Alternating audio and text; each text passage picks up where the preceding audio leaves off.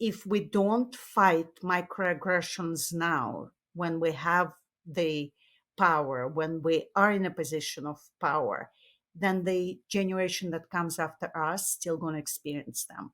So yes, ladies, it is hard, but someone has to do it. Welcome to Unexpected Journey Season 2. I'm your host, Ann Bibb. Today we welcome Eugina Jordan to the show.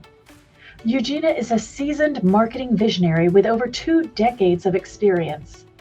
She's the Chief Marketing Officer for Telecom Infra Project, and she's the author of Unlimited, the 17 Proven Laws for Success in a Workplace Not Designed for You. Eugina is also an inventor. She holds 12 patents that include 5G and Open RAN. Listen in to hear more about her unexpected journey. Before we begin, don't forget to subscribe and leave your comments below. Now let's get started. Hi, Eugina. Hi, Ann. How you doing? I'm good. Welcome to the show.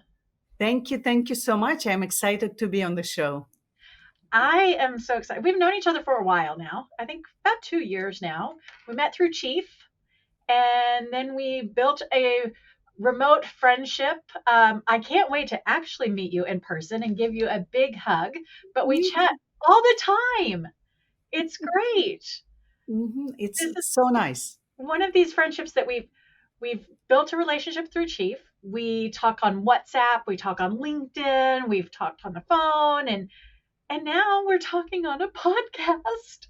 Yeah, and it's all intentional. Once you meet a good person, you want to continue that relationship and develop it. One of the neatest things that has happened to us since we started our friendship is that you became a published author. Yes, I did. Here's my baby. Here's my baby. My second baby. So cool. I remember when you were just talking about, and you were talking about writing it, and then when you announced that it was done and the whole process, it was such a neat thing. And to know Eugina, the individual that worked her way up and became the C-suite, the CMO individual, but now Eugina, the published author. I mean, you're so many things. You're a mom, you're a wife, you're a CMO, you're an advocate for immigrants, you're so many things. And now an author on top of that. And this is a remarkable book. I would love for you to share with people, one, what inspired you to tell your story?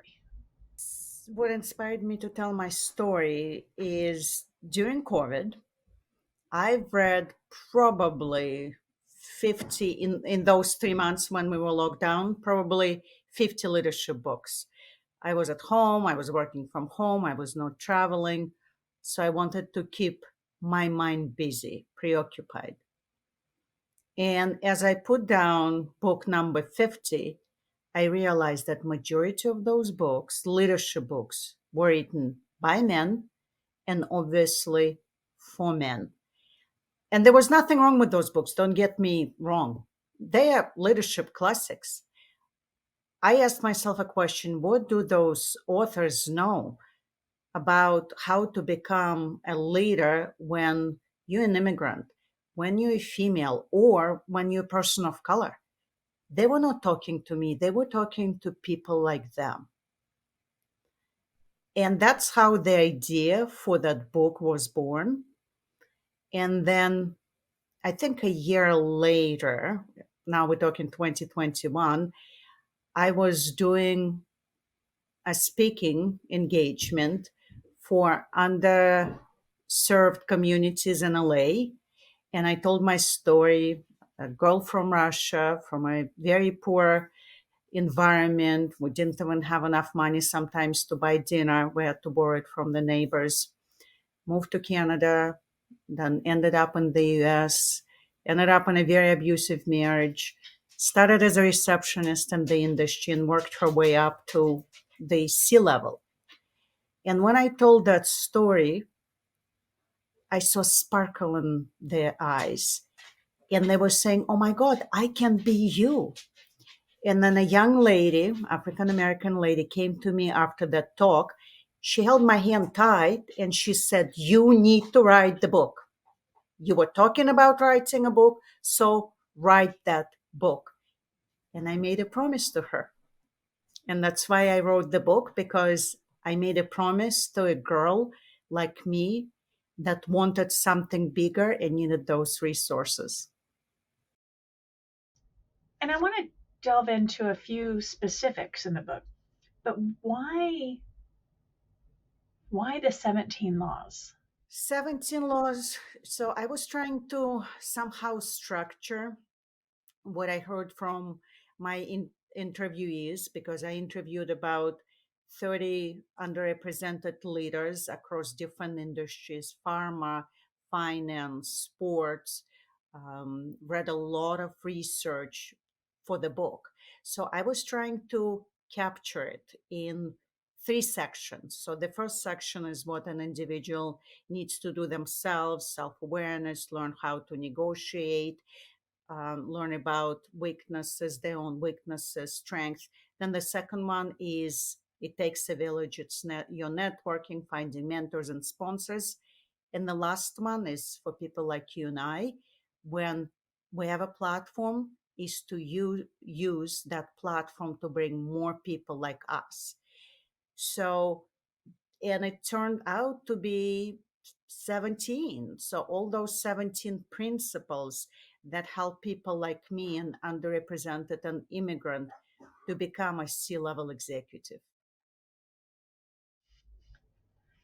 So many of, and I'm going to say us because I may be a woman and I may have a lot of things that I would say 10, 15 years ago, I would have considered myself as someone that fell into specific categories. Over the last 5 or so years, there has been a lot of awakening, a lot of education that has come out that has helped me personally, and I hope many others to see the privilege is real, right?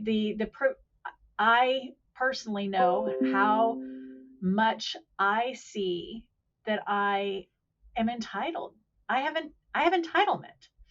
That said, there are things that I think that many of us don't really realize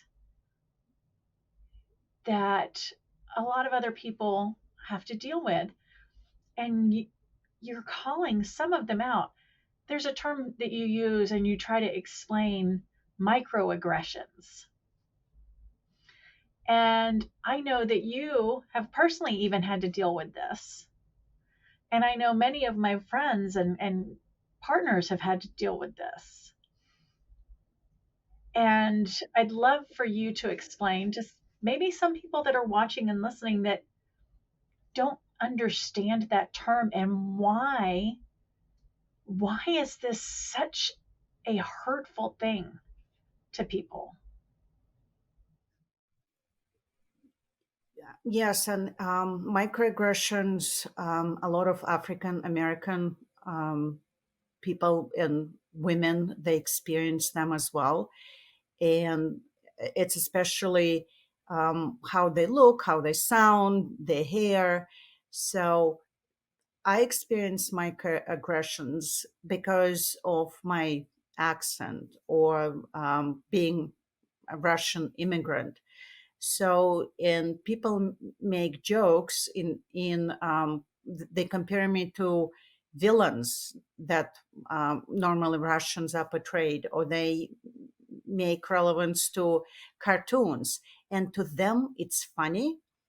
To me, sometimes it's hurtful. So, what I've learned is to ask, did you mean this comment to be helpful or hurtful? And I take it as an opportunity to educate, that sometimes people that don't sound, don't look, or don't come from places like those people, it might not be helpful to make those comments.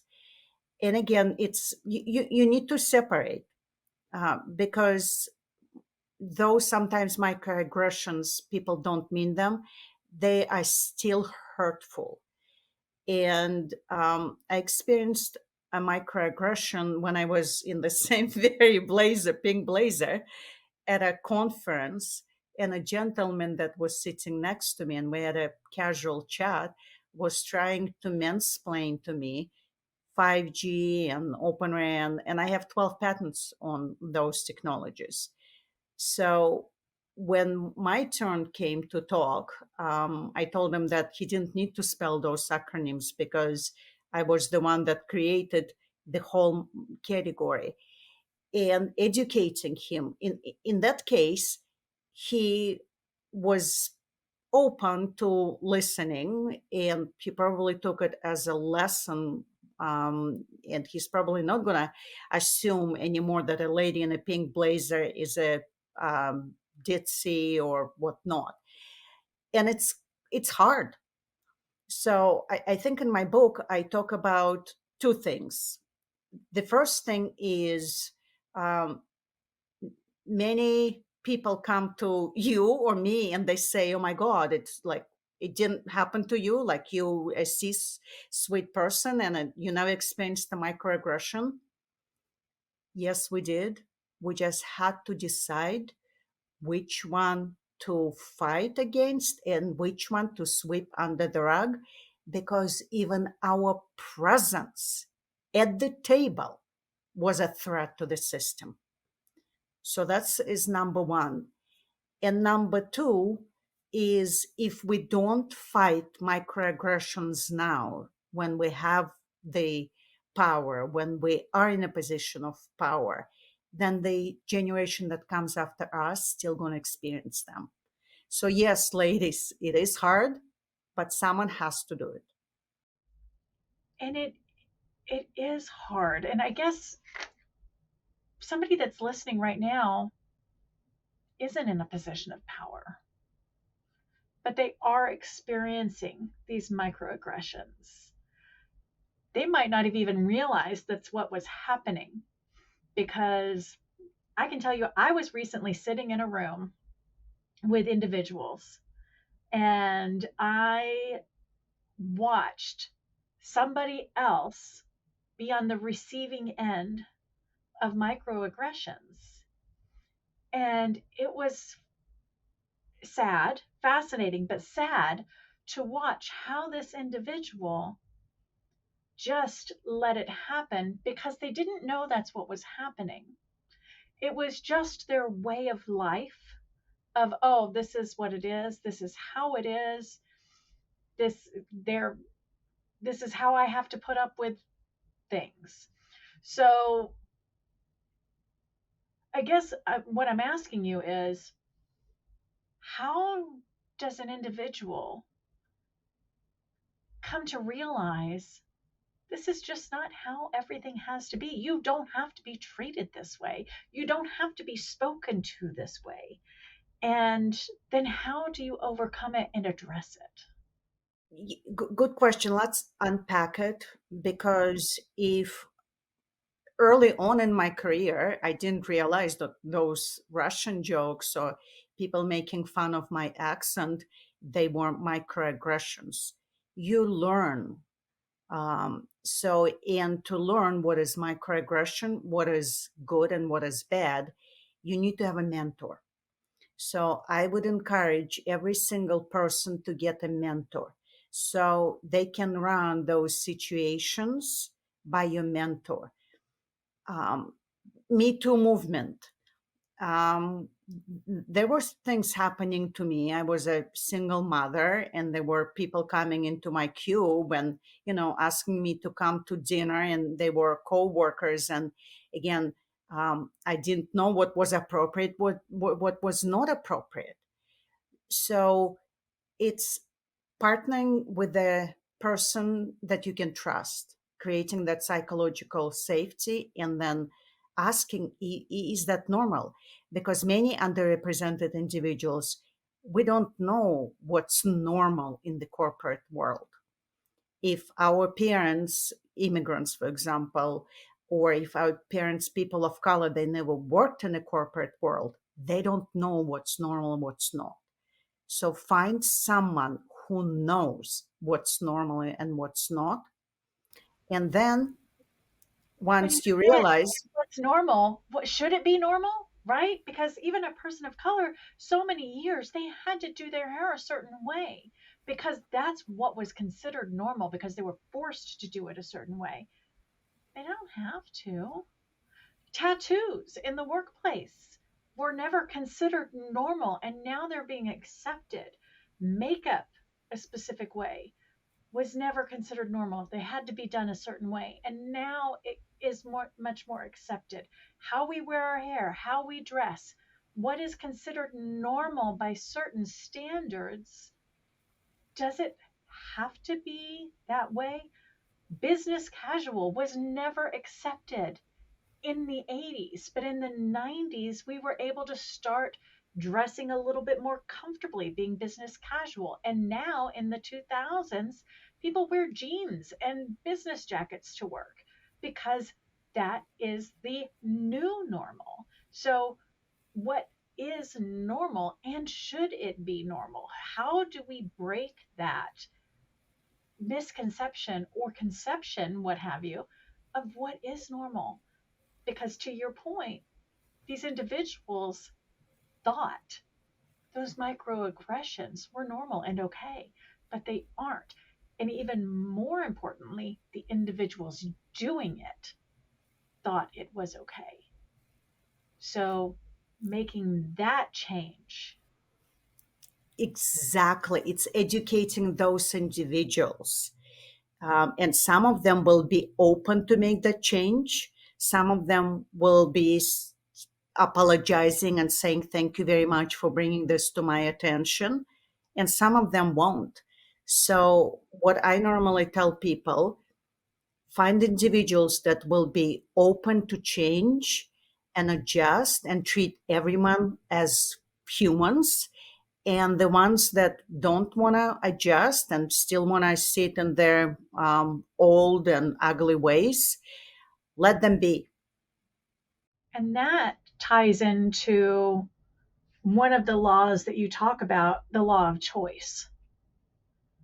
And there are a few things in here under the law of choice, the choice of the individual that is on the receiving end, and the choice of the individual that is actually doing the action.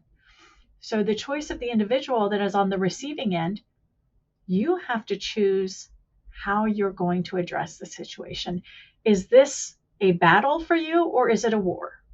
Is this a battle you're willing to say, I'm not going to fight this battle because the longer term war is more important for me? Or is this the battle that you're willing to fight? Or, you know what? I'm tired. Today is not the day. I need to let this one go because I have bigger battles to fight. Or are you going to fight it? Because this particular individual is somebody that you feel you can have a big impact with.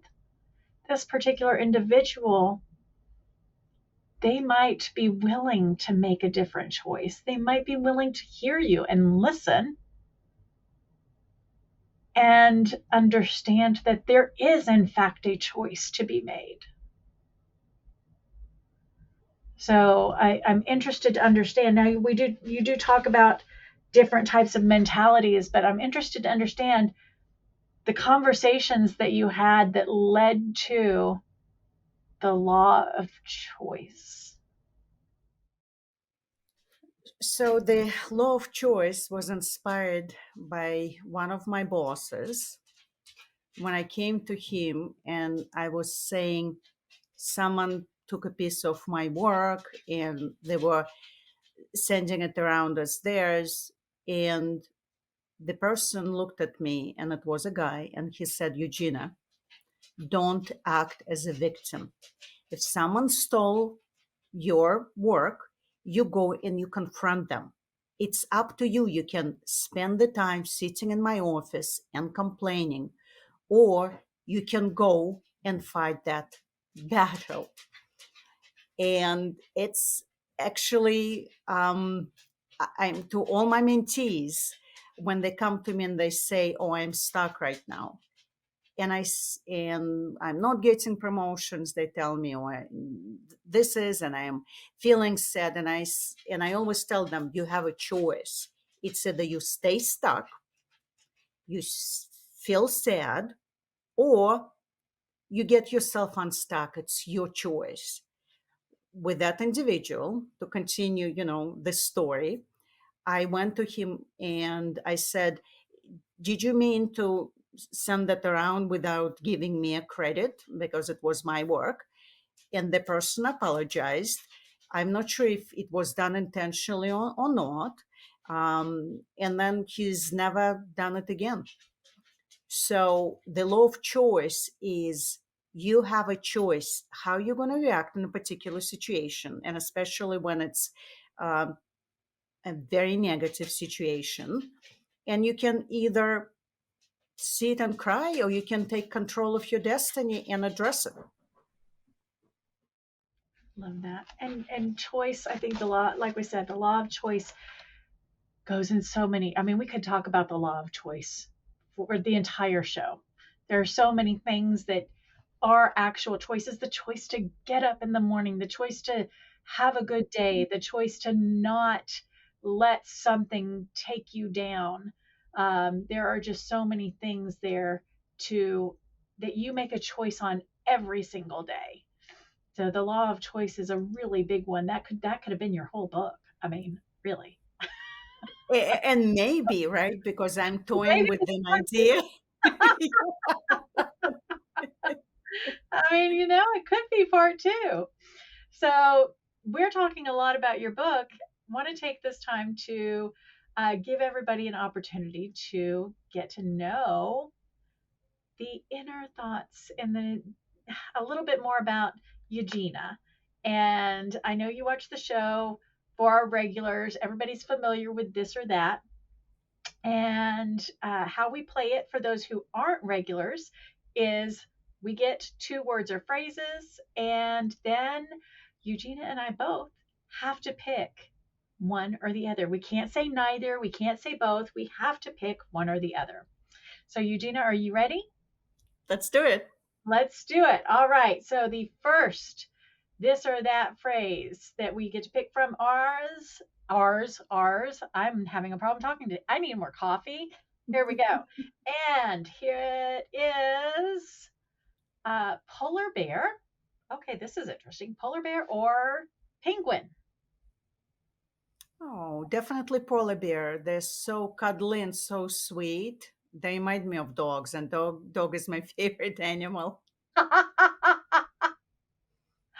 So this is random for me. Like, I mean, well, obviously the whole game is random.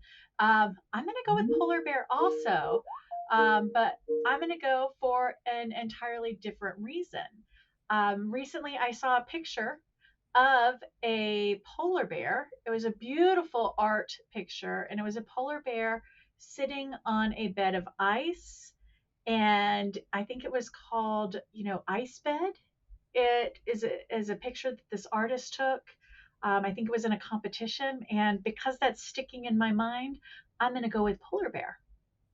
So that is why. I have no other reason. I don't dislike penguins. I think they're cute. There's a whole movie about them, but that Right? picture is sticking in my mind.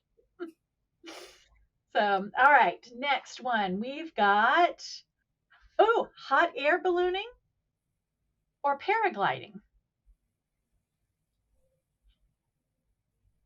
This is one I would probably pick neither on, but here we go. Yeah, yeah. So maybe we can skip it. Skip. We can't skip it. That's not the rules of the game. We have to pick one. We're executive women. We can make the rules. We can make our game rules. If I have to pick one, I think I'll go with hot air ballooning because maybe they still have to keep the thing tied to the ground. There's the rule. Yeah, yes, that's my hope. That's why I'm picking. Yeah, Yes, hot air ballooning. Maybe I'll and survive. they still well, and they didn't. The thing isn't saying that we have to go hot air ballooning across the country. Just hot air ballooning. So I'm just going to say in my mind that I'm still tied to the ground. That's where That I'm works going. for. There we go.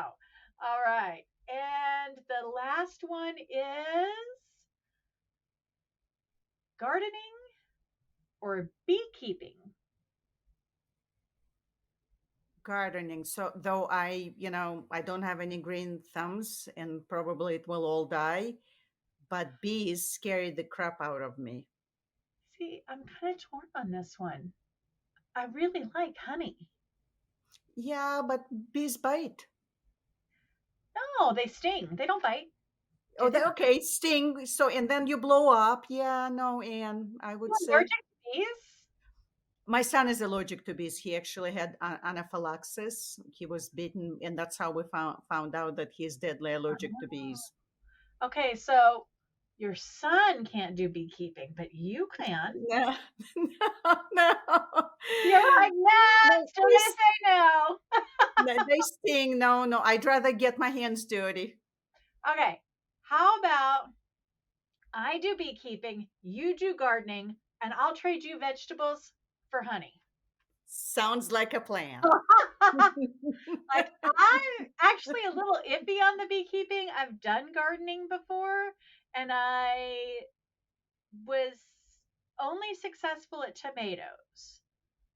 But I'm willing to try the beekeeping if I might get honey.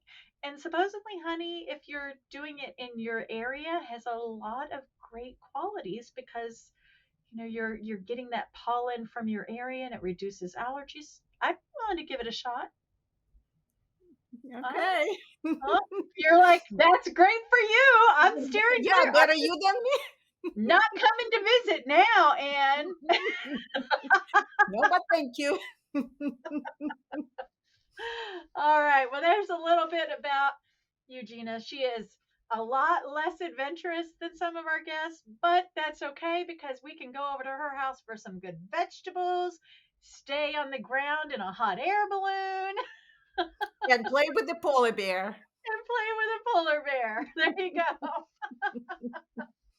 So, we were talking about a lot of things that you mentioned at the beginning of the show tied into mentorship. And you cover that in your book mentorship, networking mentorship. And you actually have the law of mentorship and sponsorship. What is the difference between mentorship and sponsorship?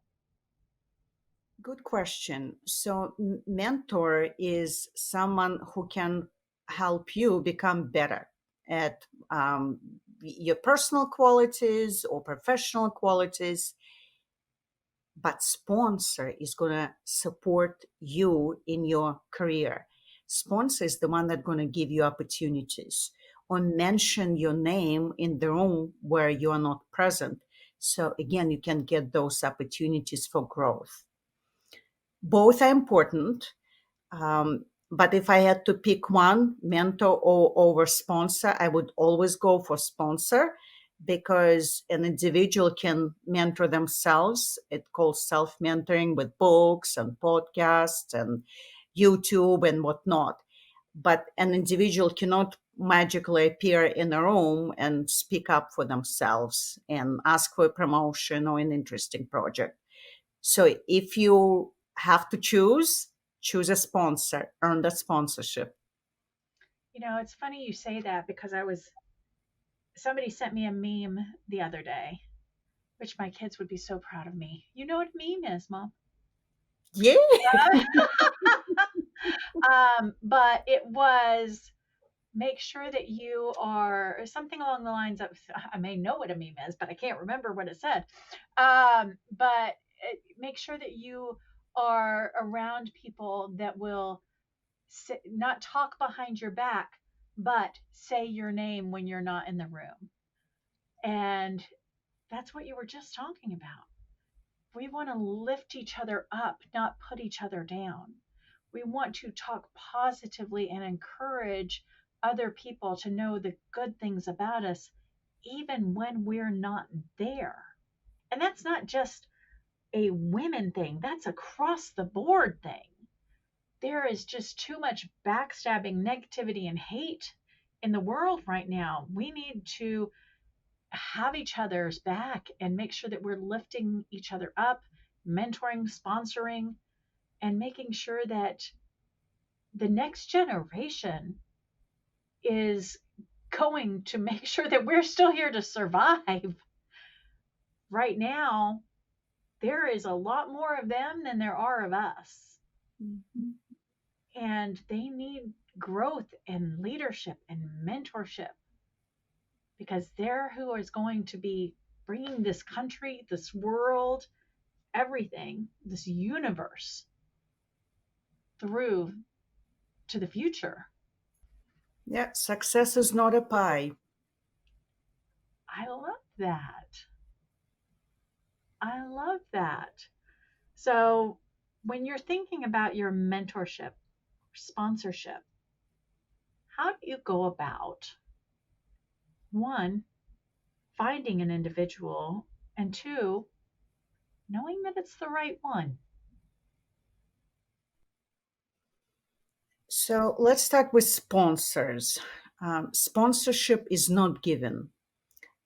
You need to earn the sponsorship, and sometimes it takes years to earn that sponsorship, so you are giving an opportunity. And that happened to me when I was a receptionist and administrative assistant, executive assistant, chief of staff, and I wanted to move into marketing. So I asked my boss to let me go and sponsor me in that new role. And because I've proven myself for 6 years, he said, absolutely. So find that sponsor within your organization and make yourself helpful and useful to that person. Make their life easier. For mentors, I'm going to give an opinion of a mentor. People reach to me all the time to be mentored by me. And we get on a call and I give them, we see if we're a match. And if I see a potential match, I give them homework. And I say, here's the homework for you. Read this book or read this article, and then reach out to me and we'll talk more about the next steps. Because I cannot want it more to be mentored than the mentee itself. And 50-50% people never reach out because they realize they don't want it as much. So if you ask someone to be your mentor, be prepared to do the work and be prepared to want to become better than your mentor.